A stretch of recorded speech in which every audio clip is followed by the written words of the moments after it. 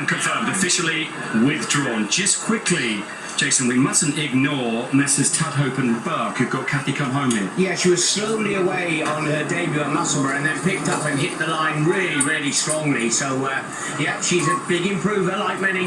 Here we go, day 4 with Richard. So the Albany field unloaded away at the 6 furlong start. Up in the air was Morge, the market leader. Jumps out okay, Morge. The blue colours, a little slow into stride, was Ivory Madonna. So it's Meditate over on the far side of Morge. Two of the big guns well to the fore with Lady Bullet. Ibiza Love is over there in company with Elvinia. Sydney Arms, Chelsea and Ivory Madonna. Coming to join the Land of Summer.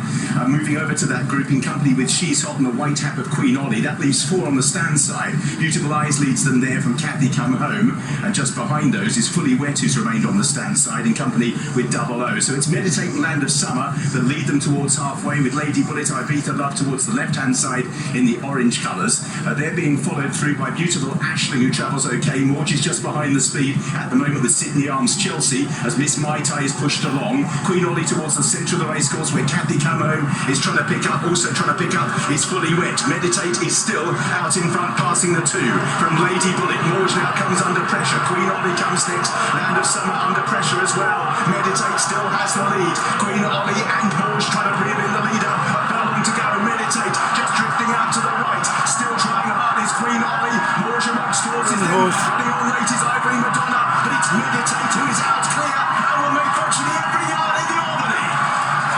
Meditate beat Morge, Ivory Madonna for third. That was my cat Mario. Chelsea ran on from Lady Bullet, Kathy Come Home. Elvinia was next from She's Hot, Land of Summer.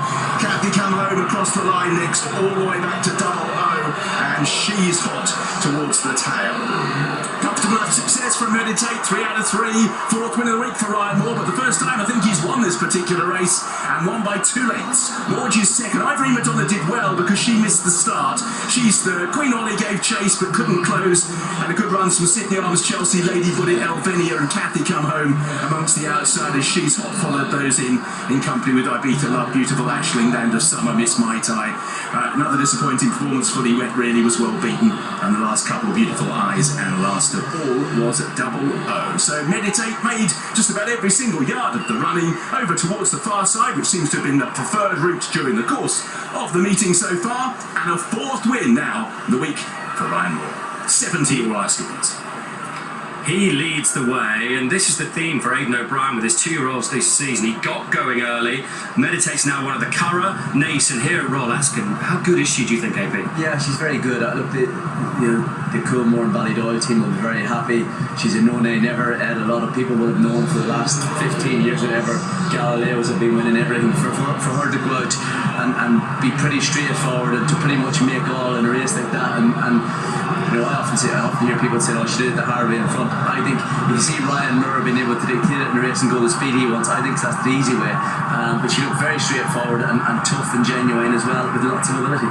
And the right horses are up there, the fancied ones, Jason. The draw important again. Absolutely. The winner drawn 4, second 7, third in 1.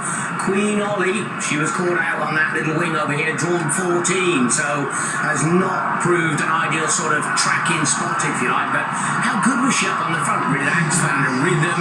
Ryan gave her one sharp reminder, and she responded beautifully up the hill. Look at her there, AP. She is a gorgeous filly, isn't she? Yeah, she is, you know, and the thing about it is when you're making the run, you know, you're always trying to be aware of other horses going around you. You want to, you know, those horses of Aiden's, they're trained to be tough as well, so you want to keep squeezing them and making sure they're entering all the way to the winning post. And Ryan is, you know, is one of those jockeys. He's always really late to give one a smack. You know, he's a very kind rider as much as anything else, and will get the maximum of him before he goes for it, and it's brilliant to watch. Let's hear from him. Yeah, let's grab a word with the winning rider. It's a 4th win of the week here at Royal Ascot for Ryan Moore, and AP described that as a very professional performance. How would you assess it, Ryan? No, she is. To be fair, Aidan had her just couldn't have had her any better today. She done everything beautifully. She was out ahead of everything else. Wouldn't really expect to be in front. She's just waiting the whole time she's there, but every time I gathered her up, she just kept flying a bit more. You know, she's got a lovely relaxed way of going. She's very straightforward, filly. She has a bit of class. And you need class, you definitely making the running over the other 6. I asked you the same question after Little Big Bear the other day, but she seems pretty straight this one. So how much more do you think there is to come from her? Look, she can carry on improving. She's done that professionally and comfortably. She has a nice attitude, and Staggy's given us 2 there this week, you know, 2 very similar types. Seen it when their jobs very professionally. Michael Tabor's just seen his colours carried to victory on Meditate. A really smart, professional performance. Is that what you all expected today, Michael? Yes, very much so. I mean, I spoke to Aidan obviously a couple of times, and he said she's improved a lot from her first run, and everybody in the yard seemed to fancy her, so I wasn't not surprised at all. I love the way she settles out in front. I guess that looks like the sort of performance that makes it relatively easy to plan what to do with her. Well, that's right. She's obviously a very easy filly to ride. You saw her leave the gate. She strode out well, and really, you can say it after the race, but she never looked in danger. Michael, we've seen you in this winners' enclosure many times. We've seen you in many winners' enclosure around the world, and some people might think, oh, he's seen it, he's done it all before. How much of a thrill do you still get? You get for me, I can only speak for myself, I still get an enormous thrill. If I didn't, I wouldn't be here. Well, here comes the moment when you can lead her in. Thank you very much. And in just a second, that's an MV Magnier on the right there, Michael Tabor taking the reins. Hopefully they'll still let the groom, Osmar, on the right there, lead in the winner. Aidan on the left. And John Magnier here, which is lovely to see, AP. It is lovely to see John Magnier here. And I don't think there's any man in horse racing that's had a greater influence on pedigrees or in breeding in horse racing ever. So it's nice to see him here, and it's nice to see that they've had a winner. Wish I'd seen him before, because that might have been a sign. And might we see the best of the lot in the Chesham tomorrow for Ballydoyle? He looked very good, Alfred Munnings, winning his maiden in Leopardstown. He's obviously got a pedigree to die for, being by Dubawi out of he's a half brother to Snowfall. He looked really professional, really straightforward.